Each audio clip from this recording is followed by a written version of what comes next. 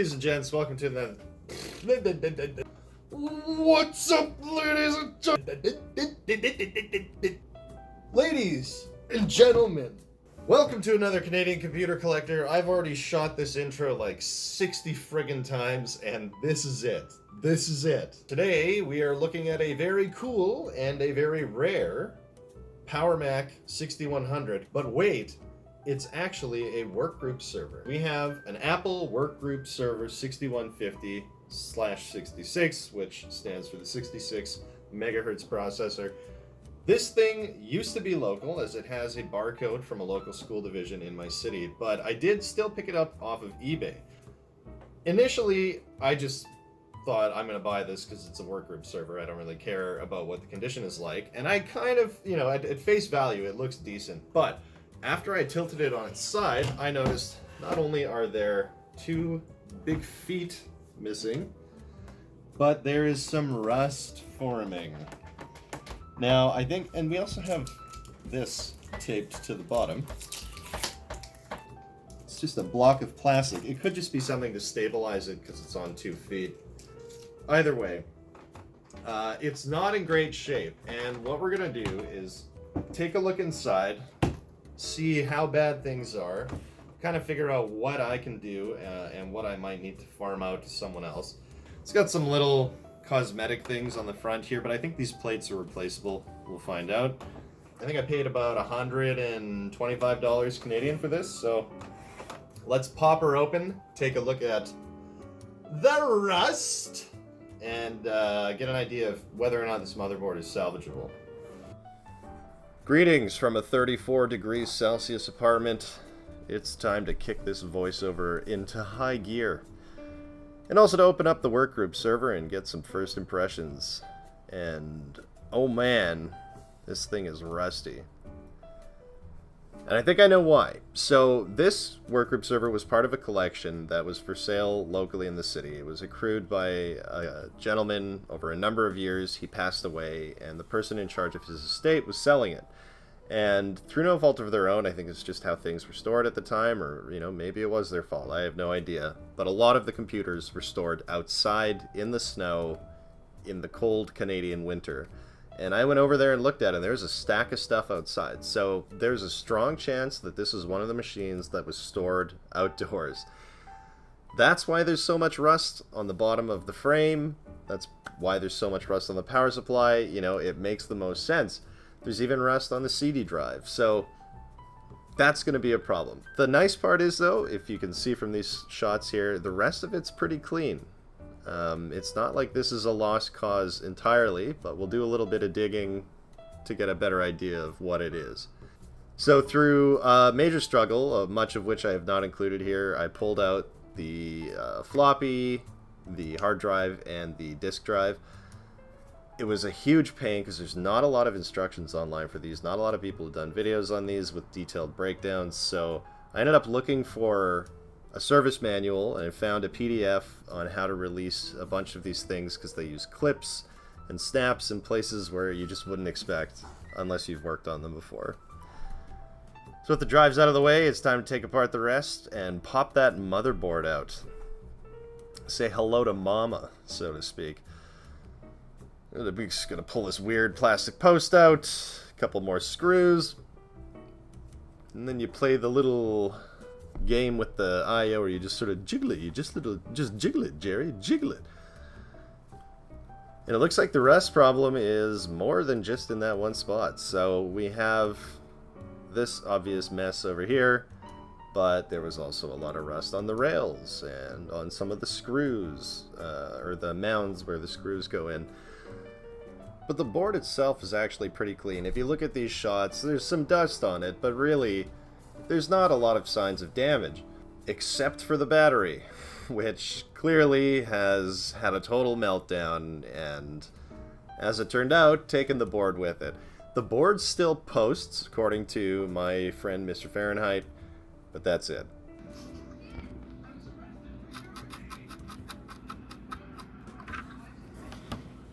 Since taking this thing apart, because it's obviously battery bombed, there was a lot of decision making that had to happen. What do? Do we buy another board? Do we try to recap this one anyway? Well, we're going to try and do both, kind of. So, I'm going to acquire another 6100 machine. I'm going to clean up this case, get rid of the power supply because it's rusted out, put in a new power supply. Hopefully this motherboard works after a recap and a cleanup. If it doesn't, we'll get another 6100 board because they're the exact same as these. Even though it says 6150 on the front, the 6100 board is the exact same, just have to make sure it's 66 megahertz. So for now, let's clean up the case, clean up the board, get it ready to send over to a friend for cleanup, and see what needs to be done on this plastic. Also, the rust on the shield is pretty bad, and I don't think that's going to be usable. So where do we begin?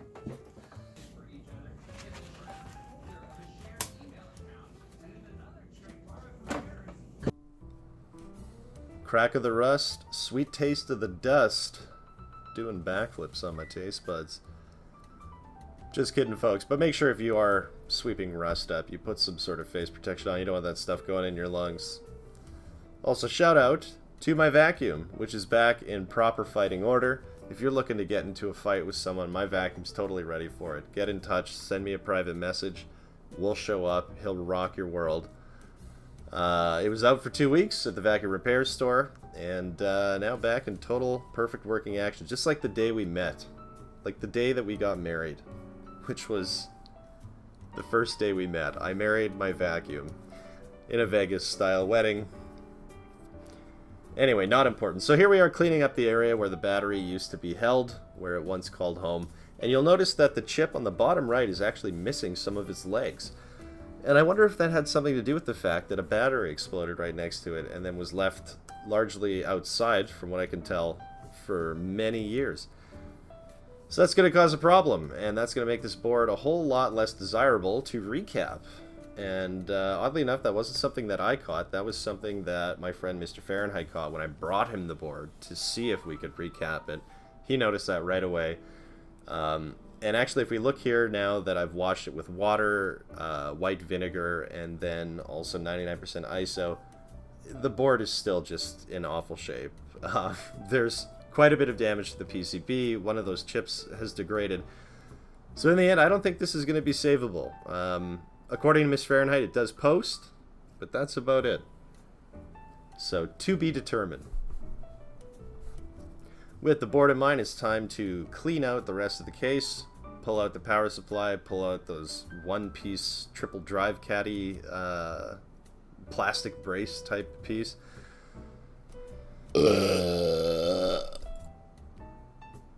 And you can see that power supply just looks dreadful. Like it came out of the Titanic. Like there was some sort of teacup or like a tiny little doll that was sitting next to it for like 100 years when someone found it.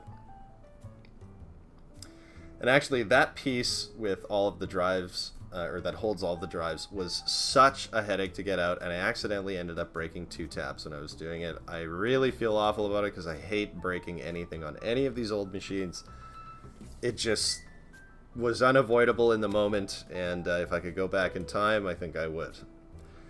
But until we create that time machine, which if we do, I'll make sure we do it on the channel, here we are. So with everything out of the case, I determined I think this is salvageable. I think we can sand out the rust and put a fresh coat of Rust-Oleum paint on it.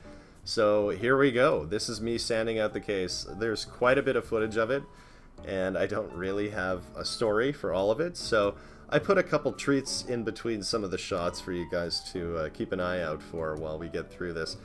Mostly the process for sanding was I started with a lot of the little pieces of spot rust. I left this big mud butt streak to the last bit there, and just kind of made my way around and then towards it. So buckle up, folks. This is me sanding rust. And what was that? That Anacreon no longer has a nuclear power economy. If they had, our friend would undoubtedly have realized that plutonium, except in ancient tradition, is not used in power plants. It's funny, you know, because when people assume that plutonium's used in power plants, you know, outside of ancient tradition, boy, that really grinds my gears. Just like I'm grinding this rust with my fingers. And actually, shout out to my fingers, because when this was finished, they were just black with dirt, with rust, paint chips, or not chips, but, you know, paint specks that I'd sanded off. I'm doing a horrible job of describing this. Rust. There was so much stuff on my fingers that they were actually just black and sticky, and I had to spend a decent amount of time washing them. So, like I said, shout out to my fingers. You're the true MVPs. So now time to go after the big rust stain. This is the one that I was especially worried had done, you know, permanent damage to the case. So, sanding off the first layer, everything went a bright red, and then it went kind of a deeper red. And then I started to notice we were getting down to bare metal, which was a really good sign. And when I would run my finger over it, there was no real difference between the bare metal I had just sanded the rust off of and the rest of the case. So, hallelujah, this is a paintable case. Obviously, as you can tell, there's a lot of rust to get off of this spot. So I hit it a number of times. I just could not quit it, one might say. Certainly Smyrna hasn't, or Anacreon wouldn't have won most of the battles in their recent war. Interesting, wouldn't you say? You know what, I think a lot of people would say, no, that wasn't interesting. So time to get on to the bottom of the case. This fan grate with the 3 little bars had me especially worried because rust can be so devastating to thin pieces of metal, and I thought if I push too hard on these while I'm sanding, I'm going to break them. Good news, they actually were pretty solid and the rust didn't have any effect on them. So much like this, or the rest of this case, it looked a lot worse than it really was. So I just sanded the rust off, cleaned up the rest of the bottom of it, and we're pretty much good to go for paint. You know, we just got to give these rails just one more once over to ensure that the surface rust is out of all the nooks and crannies. I focused a lot on the open faces of this case frame instead of these little hidden areas, so yeah. Alright folks, we are now on to day 3 of the Workgroup Server 6150-66. Yesterday we spent some time doing some more disassembly and breaking tabs by accident. We also sanded down the case quite a bit, or the frame. So the metal frame now is ready for paint. Almost. It needs a few more touch-ups, which I'm going to do off camera.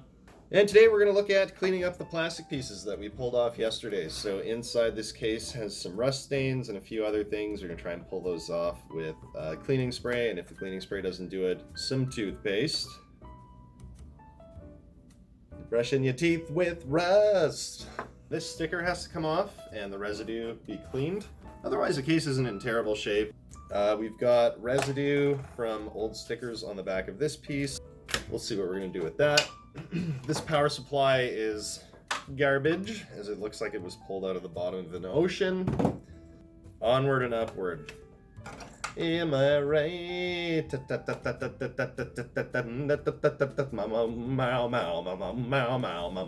So I didn't show it on camera, but I washed this case in my bathtub. My bathtub is an apartment bathtub, and, you know, it's not pretty. Let's just say that if I were to meet a woman, I would hope that she doesn't see my bathtub for a decent length of time. And it's not that I'm a disgusting person, it's just that the people who own my building are disgusting.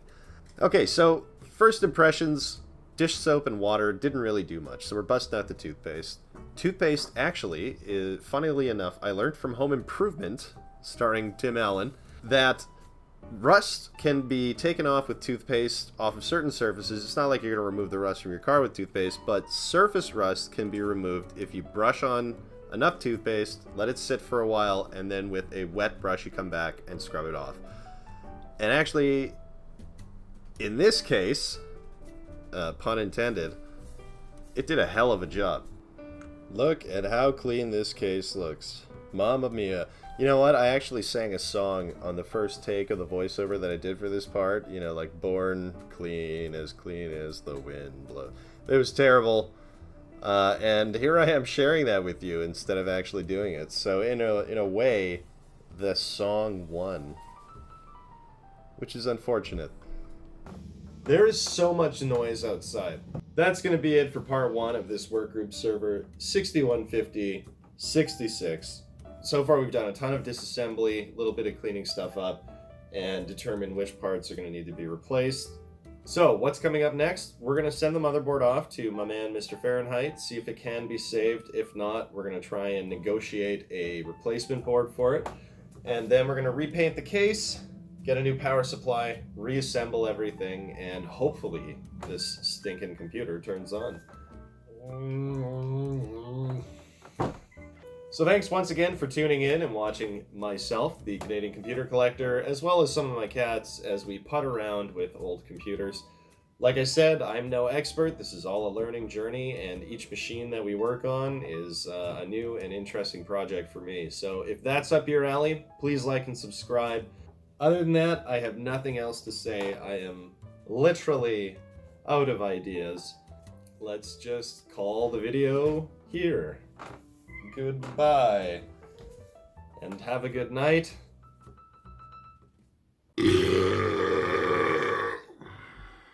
Hey folks, one more thing. Just before you go, I want to let you know we're trying to improve the channel right now. As it stands, I film on a Galaxy S9 phone with a crack in the screen, and my tripod is being held together with tape. Because the adjuster unthreaded itself inside the threads of the nut that keeps everything tight, that controls whether the camera goes up or down. So if you'd like to support the channel, get a shout out and help me get some better equipment, check out the link in the description below for Buy Me a Coffee.